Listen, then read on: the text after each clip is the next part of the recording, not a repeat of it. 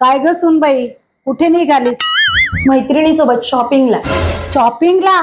शॉपिंगची जर एवढी आवड आहे ना तुला, एवढी मी बोलते तुला शेतीची जर आवड असती ना तर खरंच तुला मानले असते मी. काय हो सासूबाई, मला टोमणे मारल्याशिवाय तुमचा दिवसच जात नाही का हो? हे बघ सुनबाई, विषय टोमण्याचा नाहीये, जे खरं आहे ना तेच बोलते मी.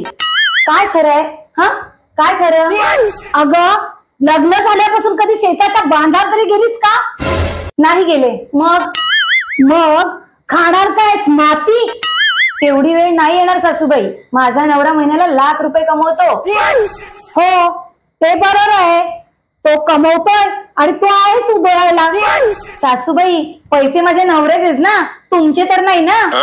काय ग सुनबाई, मघाचपासून माझा नवरा करतेस.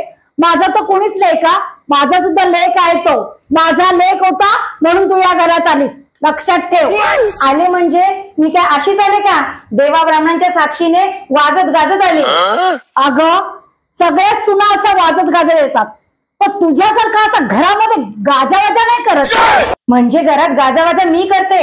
आधी तुमचं फाटकं तोंड सांभाळा, म्हणजे घरात गाजावाजा होणार नाही. म्हणजे माझा तोंड फटका आहे? थांब, येऊ दे माझ्या लेकाला, मग त्याला सगळं सांगून टाकते. सासूबाई, अहो तुम्हाला काय वाटलं? तुम्ही काहीही सांगाल आणि ते ऐकतील? अगं, का नाही ऐकणार? तो माझा लेक आहे, तो लेक. माझ्या पोटी जन्म घेतलाय त्याने.